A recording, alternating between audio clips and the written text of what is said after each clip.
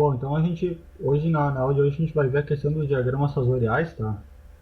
A gente sabe que as tensões e correntes elétricas sinoidais, podem ser representadas como fasores, né? Então o diagrama fasorial ali, ele é bem útil aqui para enxergar ali determinados comportamentos ali do gerador síncrono, principalmente sobre a variação de carga, né? O que acontece quando eu tenho uma carga de um tipo, quando ela varia, ou quando é de uma natureza indutiva ou capacitiva, né? Ele é bem útil ali para ver o que acontece com a tensão terminal e a tensão gerada dele aqui. Bom, no primeiro caso aqui a gente vai estar olhando então uma carga puramente resistiva, tá? Aqui está o gerador, o modelo completo dele em aberto, e aqui vai ter a tensão terminal Vφ, tá? Que vai ser a minha referência dos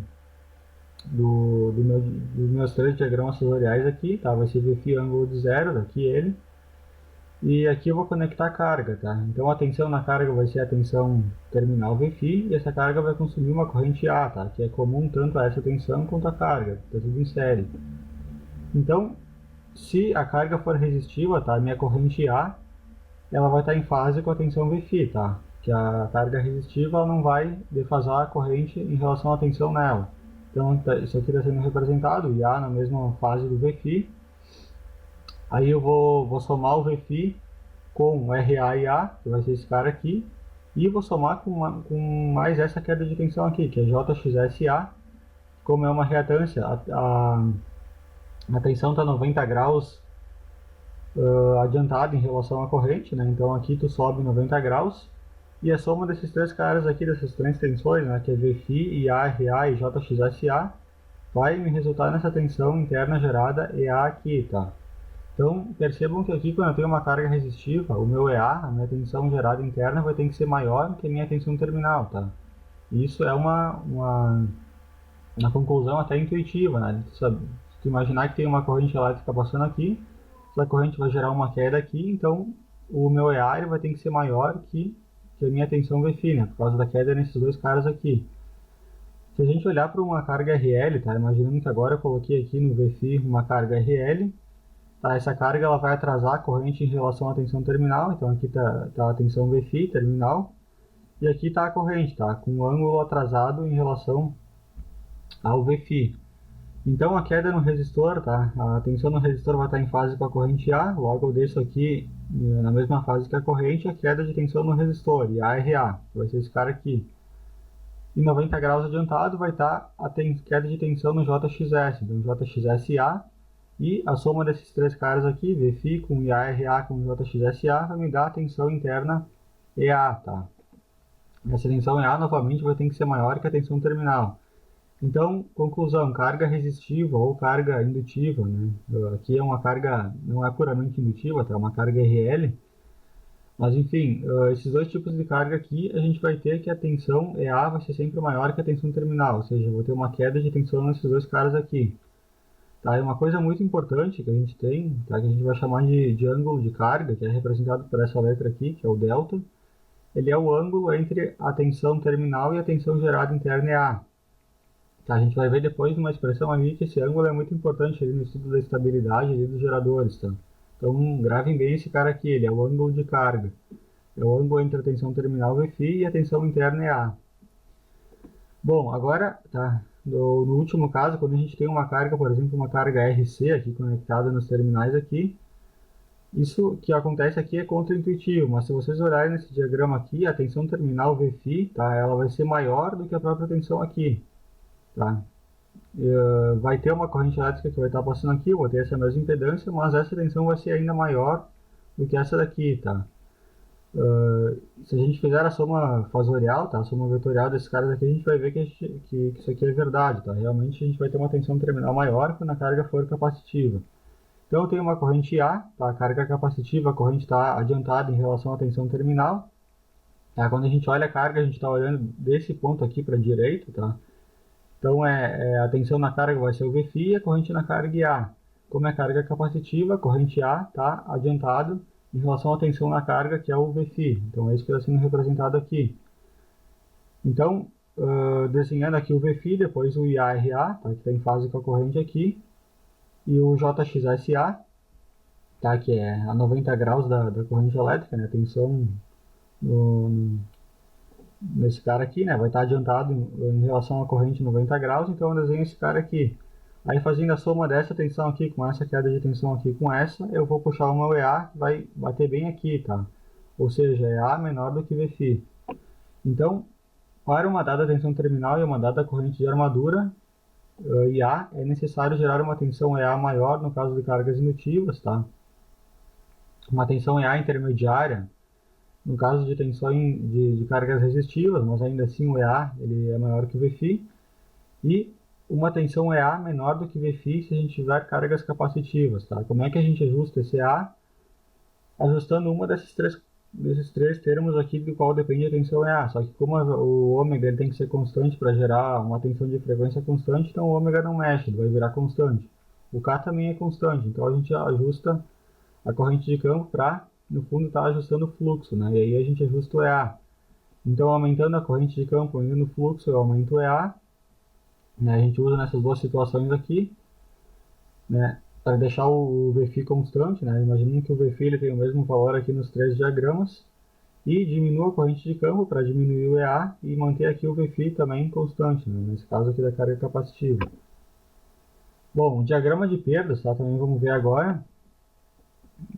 Diagrama de fluxo de potência e diagrama de perdas. Então, se a gente considerar tá, a máquina síncrona operando como gerador, a potência de entrada é mecânica. Então, estou entrando aqui com um torque aplicado, tá, que a minha máquina primária está aplicando no eixo do gerador, vezes a velocidade constante, né, que é a velocidade síncrona ômega-m. Tá.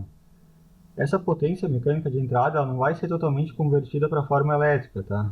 Antes dela ser convertida, a gente tem esses três mecanismos de perdas aqui, que é perdas suplementares, que são perdas que não se encaixam em nenhuma outra categoria, perdas por atrito e ventilação, que são as perdas mecânicas no eixo, né?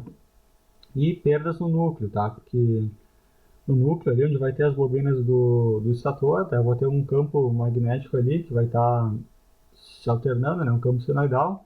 Esse campo vai estar me gerando ali perdas por esterese, né? E rotação dos domínios magnéticos e perdas por correntes de Foucault, né? No material ferromagnético do rotor. Então, a potência de entrada, tá? Que eu vou aplicar ali a potência mecânica de entrada. Eu vou descontar esses três mecanismos de perdas aqui, tá? Que são potências estão relacionados com potência ativa, tá? Porque a potência mecânica está sempre relacionada, no fim das contas, com potência ativa, tá? Nunca com potência reativa, nem com potência elétrica ativa. Então, vou descontar esses três caras aqui e o que sobrar, né, da potência aplicada vai ser realmente convertido, tá? Que a gente vai chamar de PConv, vai ser convertido para a forma elétrica. A partir do momento que foi convertido para a forma elétrica, lá nas bobinas do estator, antes dessa potência toda ser entregue para a carga na saída, eu ainda tenho esse mecanismo de perdas aqui, que é a perdas no cobre das bobinas do estator, né, que é esse RA aqui. Então, a minha potência convertida, ela está aqui, tá, antes do RA, exatamente como está sendo mostrado aqui. Então, potência convertida, tá, ela pode ser dada por EA vezes IA, vezes o cosseno entre A e A, tá? Isso é a forma da potência ativa. Então, EA vezes IA vezes o cosseno entre esses dois caras aqui, e vezes 3 porque é gerador trifásico, né? Então, para cada uma das três fases. Ou, em termos de grandezas mecânicas, tá? A potência mecânica pode ser o torque induzido, né? O torque eletromagnético vezes a velocidade ômega-m. Então, percebam que essas duas expressões aqui, né, para potência mecânica, elas têm o ômega-m igual, tá? A velocidade não muda. Então, essas perdas aqui mecânicas, perdas do núcleo e por perdas suplementares aqui, elas se refletem no fundo numa perda de torque, tá? Então, o meu torque aplicado vai ser maior, descontando essas perdas, o meu torque induzido vai ser menor do que o desse aplicado e a velocidade igual, tá? Então, potência de conversão vai ser sempre menor do que a potência de entrada, tá? A diferença entre potência de conversão e, aliás, a diferença entre a potência na saída, tá? Que a potência na saída ainda tem que considerar essas perdas aqui. Então, a diferença entre a potência na saída e a potência na entrada são todas essas quatro perdas aqui que eu vou ter aqui representadas, tá? Então, potência de saída, tá? A gente tem 3, né? Porque é gerador trifásico. Considerando grandezas de fase, tá? Que é mais fácil de enxergar, a gente tem a tensão Vφ, que é esse cara aqui, a corrente A, que é a carga consome, que vai ser esse cara aqui, vezes o cosseno da defasagem entre o Vφ, né, a tensão terminal, e a corrente A. Tá? Então essa é a potência que vai estar realmente sendo entregue na saída. Se eu quiser escrever em termos de tensão de linha, tá? Só substituir o Vφ aqui pelo equivalente dele em tensão de linha, né? O Vφ ele é igual a V de linha sobre raiz de 3. Então, se a gente trabalhar essa expressão aqui, a gente consegue chegar nessa daqui também, né? Que é em termos de grandezas de linha. E a mesma coisa para a potência reativa de saída, tá? A mesma coisa, só muda que aqui em vez de cosseno vai ser seno, né? Para grandezas de fase e aqui para grandezas de linha. Bom, então a gente vem agora, tá, para um diagrama fasorial agora, tá, o mesmo que a gente tinha visto antes ali, considerando uma carga indutiva, né, uma carga com fator de potência atrasado, só que a gente vai desconsiderar a resistência RA, tá. Se a gente fizer essa simplificação, porque como eu disse, o RA às vezes ele é muito menor do que o XS, né, então aquela queda de tensão, pequena queda que a gente vai ter aqui, né, que é o RA e A, geralmente, tá, ela é bem menor do que essa queda aqui que a gente tem na reatância XS. Então, desconsiderando aquele RA, a gente vai ter exatamente esse diagrama fasorial aqui, tá? Esse diagrama, tá, que descreve o RA, ele é muito importante porque ele vai nos levar a uma expressão aqui para a potência de conversão, né? A potência que por sinal vai ser igual à potência elétrica de saída, porque eu estou desconsiderando esse RA. Se eu desconsiderar esse cara aqui, eu estou dizendo que o Pconv é igual à potência de saída. E é o que está sendo mostrado aqui. Então, se a gente olhar, tá, para esse segmento aqui, tá, o segmento BC, que é esse cara aqui, esse ângulo aqui, tá, entre esse cara, entre essa reta aqui pontilhada aqui e esse cara aqui é o ângulo θ, tá, que é o mesmo ângulo aqui entre o Vφ e o IA, esse cara aqui. Então, esse cara aqui, tá, ele é o JXS, ele é a hipotenusa desse triângulo aqui. Então, esse cara aqui ele pode ser dado por XSA vezes o cosseno desse ângulo aqui, tá? É só uma relação de triângulo retângulo aqui, vocês enxergam isso fácil. Esse cara aqui também, tá? Se eu considerar esse triângulozão aqui de fora, aqui, ó, esse que eu estou sublinhando aqui, esse cara aqui também ele é EA vezes o seno do ângulo de carga. Então aqui está o ângulo de carga, tá? Esse cara aqui. Esse cara aqui, então ele é EA vezes seno do ângulo de carga. Se eu igualar então esses dois caras aqui, eu chego nessa expressão aqui, tá? E a gente viu no slide anterior que a potência de saída é dada por essa expressão. Então, se eu pegar o IA cosseno de θ aqui e substituir por esse cara aqui, nessa expressão aqui, eu vou chegar nessa expressão aqui para a potência de conversão ou potência de saída, né? Que no caso, como eu falei aqui, as expressões desse RA vão ser as mesmas, né? Potência de conversão e de saída. Então, eu chego nessa expressão aqui, 3 vezes Vφ vezes EA vezes seno do ângulo de carga dividido por XS, tá? Então essa expressão, tá, ela é muito importante, principalmente em disciplinas ali de sistemas elétricos de potência, porque ela é uma equação aqui que se eu pegar, tá, e colocar esse XS aqui, somar esse XS com a reatância de uma linha de transmissão, por exemplo, né, vamos supor que eu tenho um gerador ali que está alimentando uma linha de transmissão e essa linha de transmissão vai estar alimentando uma carga, né. Se eu somar a reatância da linha de transmissão, que vai estar em série, né, com a reatância de saída do gerador, eu tenho uma expressão aqui que vai me dizer diretamente o quanto, tá, que essa linha de transmissão, geralmente vai ter uma indutância maior, né, bem maior do que a de saída do gerador, o quanto que essa linha vai ser capaz de me entregar de potência ativa para uma carga. Tá? Então, essa expressão aqui ela é, de fato, bem importante. Tá? Bom, então se a gente considerar, tá, o ângulo de carga aqui igual a 90, a gente vai ter que o seno de 90 é 1, tá? Seno de 90 é 1, então a gente vai ter a potência máxima, Pmax. Se a gente pegar então essa expressão e plotar ela graficamente, a gente vai ter esse cara aqui, tá? Aqui na região com o motor, mas a região que nos interessa nesse estudo é como gerador. Então a gente fica só com esse primeiro quadrante aqui, tá? Que está representado aqui.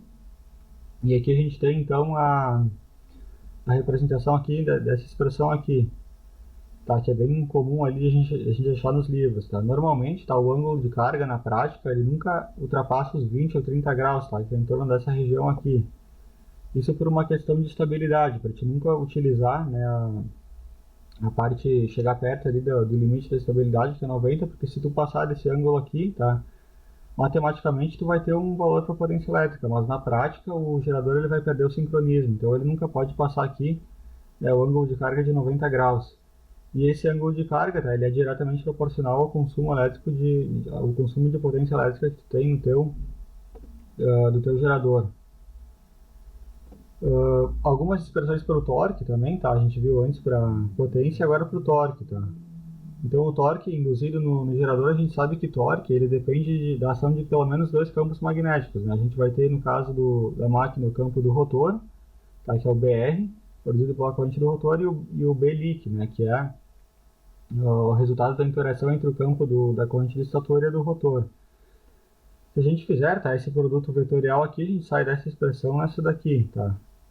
E isso aqui para termos de grandezas magnéticas, mas se a gente quiser expressar em termos de grandezas elétricas, tá? A gente viu lá no diagrama de perdas lá que a potência de conversão é dada por isso daqui, tá? E também por essa expressão conforme o slide anterior. Se a gente igualar essas duas expressões aqui, né, de Pconv, a gente vai ter que o torque induzido, né, o torque eletromagnético, o torque de conversão, ele é dado por essa expressão aqui, tá? Em termos de grandezas elétricas. Então, é duas formas ali de expressar o torque, né? Então, como eu havia falado, tipicamente os geradores eles trabalham em condições nominais com ângulo de carga entre 20 e 30 graus.